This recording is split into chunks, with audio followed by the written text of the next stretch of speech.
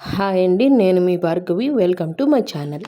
ఈరోజు మనం చూడబోయే రెసిపీ పావు బాజీ. ఇది మంచిగా బటర్తో కాల్చుకొని ఆనియన్స్ వేసుకొని నిమ్మకాయ పిండుకొని తింటే ఈవినింగ్ టైం స్నాక్స్లా చాలా బాగుంటుందండి. చాలా ఈజీగా 10 to 15 మినిట్స్లో అయితే చేసేసుకోవచ్చు. అది ఎలాగో మీకు చెప్పేస్తాను. అంతకన్నా ముందు మా ఛానల్ని ఫస్ట్ టైం చూసేవాళ్ళు సబ్స్క్రైబ్ చేసుకోవటం మర్చిపోవద్దు. ఫస్ట్ కర్రీకి కావాల్సిన ఐటమ్స్ చూసేద్దాం. ఒక 2 టమాటాలను ప్యూరీ చేసుకొని పక్కన పెట్టుకొని, ఒక చిన్న సైజు ముక్కలుగా కట్ చేసుకున్న క్యారెట్, ఉల్లిపాయ ముక్కలు, బీన్స్, పచ్చిమిర్చి, బంగాళదుంప ముక్కలు, కాలీఫ్లవర్ ముక్కలు, క్యాప్సికమ్ ముక్కలు ఉంటే చాలండి.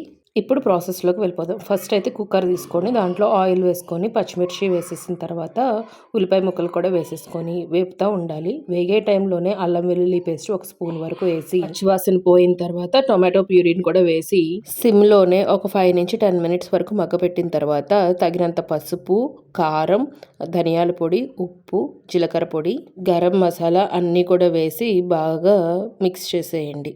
తర్వాత అన్ని కూరగాయలు కూడా ఉన్నాయి చూసారా, చిన్న చిన్న ముక్కలుగా కట్ చేసుకున్నాయి, అవన్నీ కూడా యాడ్ చేసేసుకోవాలి. ఈ రెసిపీ చాలా హెల్దీ అండి, ఎందుకంటే ఇన్ని వెజిటేబుల్స్ కలిపి తింటున్నాం కాబట్టి పిల్లలకు కూడా టిఫిన్స్లో కూడా మనం యాడ్ చేసుకోవచ్చు. ఇదైతే వెజిటేబుల్స్ అన్ని యాడ్ చేసిన తర్వాత కింద నుంచి పై వరకు ఫుల్గా కలిపేసి తగినంత నీళ్లు పోయండి. తర్వాత కుక్కర్ విజిల్ పెట్టి ఒక 3 నుంచి 4 విజిల్ వరకు సిమ్లోనే తెప్పించండి. ఆ తర్వాత మూత ఓపెన్ చేసి చూస్తే మంచిగా మగ్గిపోయి ఉంటుంది.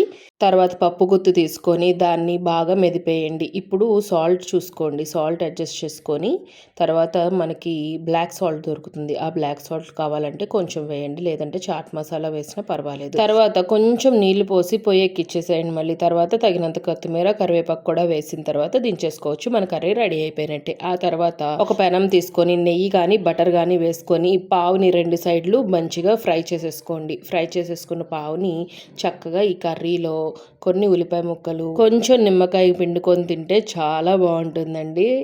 మంచి హెల్దీ రెసిపీ అండి ఇది. బయట పావు బాజీ తినడం కన్నా ఇలా ఇంట్లోనే ఈజీగా తయారు చేసుకోవచ్చు. పిల్లలకు కూడా మంచిగా పెట్టచ్చండి. బయట అయితే నార్మల్ ఆయిల్స్ అవన్నీ కూడా మంచిగా ఉండవు.